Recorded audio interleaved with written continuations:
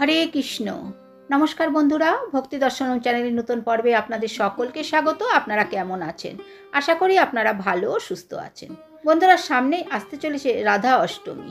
আজকের পর্বে আমরা জানব রাধা অষ্টমীর ব্রত উপবাস করলে কি কি খাওয়া যাবে এবং এমন কোন খাবারগুলি রয়েছে যেগুলি এই দিন ভুলেও মুখে তুলবেন না। সবটাই জানবো আজকের পর্বে। ভিডিওটি সম্পূর্ণ দেখার অনুরোধ রইল। তার আগে বন্ধুরা, এখনও যারা ভক্তি দর্শনম চ্যানেলটিকে সাবস্ক্রাইব করেননি তারা চ্যানেলটিকে সাবস্ক্রাইব করে পাশে থাকা অল নোটিফিকেশনে ক্লিক করে দেবেন পরবর্তী ভিডিওটি পাওয়ার জন্য। প্রতি বছর ভাদ্র মাসের শুক্লপক্ষের অষ্টমী তিথিতে রাধা অষ্টমী পালিত হয়। 2025 সালে 1432 বঙ্গাব্দে রাধা অষ্টমী পালন করতে হবে 31শে আগস্ট 2025 বাংলার 14ই ভাদ্র 1432 রবিবার। রাধা অষ্টমীর দিনটি রাধারানীর জন্মতিথি হিসেবে পালন করা হয়।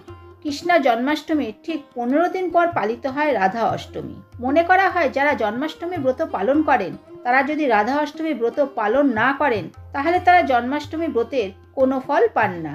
তাই রাধা অষ্টমীর দিন রাধারানী ও ভগবান শ্রীকৃষ্ণের পুজো একসাথে করা হয়, যার ফলে সাধক কাঙ্ক্ষিত ফল লাভ করে। তাই আপনারা যে নিয়মে জন্মাষ্টমীর পুজো অর্চনা করে থাকেন ঠিক সেই নিয়মেই আপনারা অবশ্যই রাধা অষ্টমী ব্রত পালন করবেন। তো বন্ধুরা, চলুন আমরা জেনে নিই রাধা অষ্টমী ব্রত পালন করলে আপনারা কি কি খেতে পারবেন এবং কি কি খেতে পারবেন না। সবার প্রথমে বলা হয়ে থাকে কোনো ব্রত উপবাস সবসময় নির্জলা করাই শ্রেয়, অর্থাৎ কোনো কিছু না খেয়েই ব্রত পালন করা উচিত। কিন্তু অনেকের ক্ষেত্রে নির্জলা উপবাস করা সম্ভব হয়ে ওঠে না। তাহলে তারা কিভাবে ব্রত পালন করবেন সেই বিষয়ে সবকিছু আজকের পর্বে আমরা জানব। রাধা অষ্টমীর দিন সকাল সকাল ঘুম থেকে উঠে স্নান সেরে শুদ্ধ বস্ত্র পরিধান করে পুজোর স্থান ভালোভাবে পরিষ্কার পরিচ্ছন্ন করে পুজোয় বসুন। রাধা অষ্টমীর দিন যে ভক্তরা উপবাস করবেন তাদের অবশ্যই পরের দিন পর্যন্ত কঠোর উপবাস পালনের সংকল্প গ্রহণ করতে হবে। কিন্তু যারা 24 ঘন্টা উপবাস করতে অক্ষম তাদের মধ্যাহ্নকাল অর্থাৎ দুপুর পর্যন্ত উপবাস করার কথা বলা হয়েছে। দুপুরে রাধারানীর পুজো সমাপ্ত করে রাধারানীর কাছে হাত জোড় করে ক্ষমা চেয়ে রাধারানীর প্রসাদ গ্রহণ করার পর আপনারা উপবাস ভঙ্গ করতে পারবেন। এছাড়া আপনারা যদি সারাদিন উপবাস করতে চান তাহলে আপনারা ফলাহার করেও উপবাস করতে পারেন। এছাড়াও আপনারা সাবুর তৈরি খিচুড়ি, পায়েস এই সব কিছু খেতে পারেন। তবে এই সব খাবারে লবণের বদলে অবশ্যই সন্ধব লবণ ব্যবহার করতে হবে। এছাড়া উপবাস চলাকালীন আপনারা দুধ, দই, মিষ্টি গ্রহণ করতে পারেন।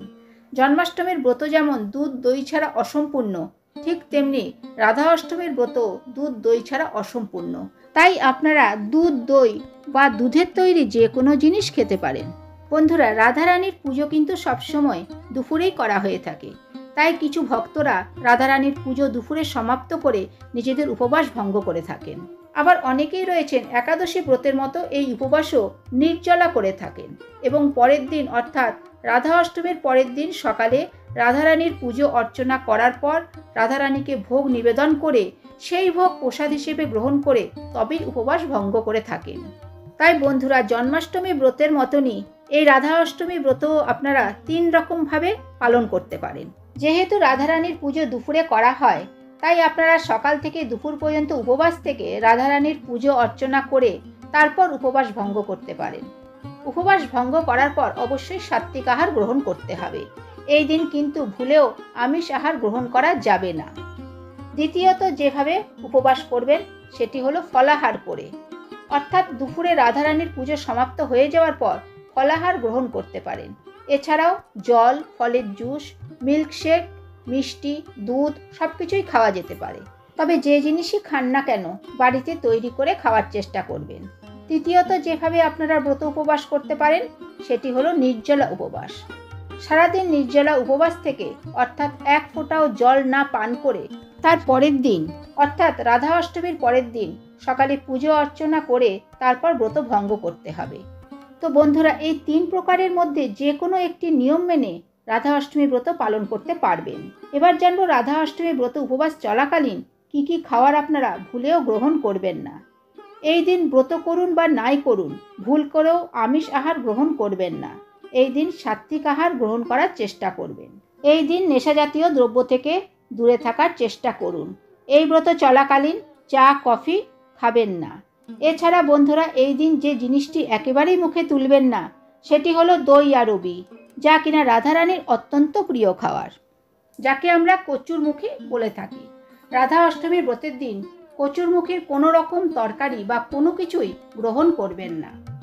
এই দিন দই আরবি বা কচুরমুখী দিয়ে তৈরি তরকারি রাধারানীকে নিবেদন করবেন এবং পুজো শেষে সেটি প্রসাদ হিসেবে আপনারা গ্রহণ করতে পারেন, কিন্তু পুজোর আগে বা ব্রত চলাকালীন আপনারা এটি গ্রহণ করবেন না। প্রচলিত ধারণা অনুযায়ী যারা রাধা অষ্টমী ব্রত পালন করে থাকেন তারা রাধা অষ্টমীর পুজো না হওয়া পর্যন্ত কচুরমুখী খান না। রাধারানীকে কচুরমুখী তরকারি ভোগ হিসেবে নিবেদন করার পরই তারা কচুরমুখী খেয়ে থাকেন।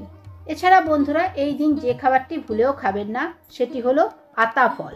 ফলের মধ্যে রাধারানীর সবচেয়ে প্রিয় ফল হলো আতা, তাই রাধারানীর ব্রত চলাকালীন বা রাধা অষ্টমী পুজোর আগে এই আতা ফল গ্রহণ করবেন না, কিন্তু রাধারানীর ব্রতের দিন রাধারানীকে আতা ফল অবশ্যই নিবেদন করবেন এবং সেটি পুজো শেষে প্রসাদ রূপে আপনারা গ্রহণ করতে পারবেন।